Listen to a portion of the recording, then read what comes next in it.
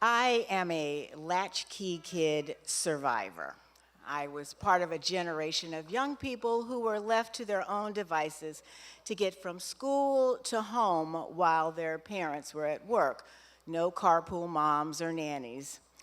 I was raised in South Los Angeles, and I can remember my mother's instructions.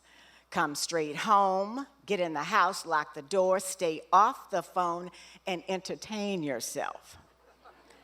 My mother was an aerospace engineer, one of those hidden figure types.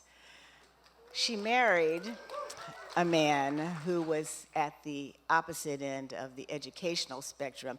Now, that's not a bad thing. What was bad was he was mean, he was abusive, and ironically, he was the boogeyman that I was told to watch out for on my walks home, and he lived in our house.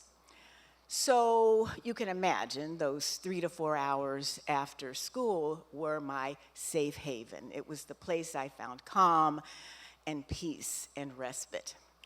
I entertained myself by befriending characters on the reruns of TV sitcoms. I remember watching on a black and white Zenith console TV. My favorite show was the Dick Van Dyke Show. It starred Dick Van Dyke, and he was the lead writer of a fictional TV variety show. Rob Petrie was his name. His on-screen wife was played by the beloved Mary Tyler Moore, and her character name was Laura. Now, Laura would greet Rob with a cue that there was going to be a problem in this episode, and she would say, "Oh, Rob." But Rob always came to the rescue, and he did it in 23 minutes. Now, the other 7 minutes was selling us cigarettes and laundry detergent, but he did it with a smile. You could always count on humor that was an offset to the chaos that I was experiencing at home. The other thing I enjoyed about this show was their home decorating. It was so neat. Everything was in its place, as if the absence of chaos. So I took those attributes of this show, the orderliness, the assurance of closure, and the humor, nestled it in my heart, and fashioned a life for myself as an adult, perhaps to be in my own TV sitcom one day. Anyway, fast forward 40 years. I'm at a restaurant having lunch with 2 sorority sisters, Bridget and Diane, and we're in Malibu. Not one of those fancy places with an ocean view. This is a quaint little cafe known for its comfort food. I'm looking down at the menu, and they're showing a light. Well, actually, it was the door of the restaurant opening, and in walks Dick Van Dyke. Yes, indeed, it was him. He had aged a little bit since I was a kid, but so had I.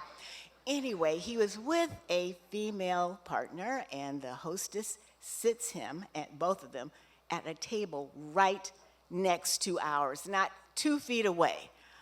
And I guess he was kind of taken with these sisters sitting up in this restaurant, because as he was taking his seat, he turned his body and leaned into us as if to engage us in some kind of way. I was petrified to meet Rob Petrie, and I gave him nothing. Not a wink, not a smile, not a nod. And after a few awkward seconds, he turns his body back to his table mate. They have their lunch. Our group has our lunch, but we didn't talk about what had happened. Inside, I am tortured. How could I not tell him that he saved my life? Maybe I was afraid that the restaurant manager would escort me out as a rabid fan, or maybe I was just doing that LA cool thing. You know, we run into celebrities all the time. Whatever it was, I was overwhelmed. A few years later, it occurred to me that maybe I am Dick Van Dyke for someone else. That is, in the course of just doing your job, someone is observing you. You make a positive impact, but they can never tell you why. And so maybe living my life knowing this is a thank you to him.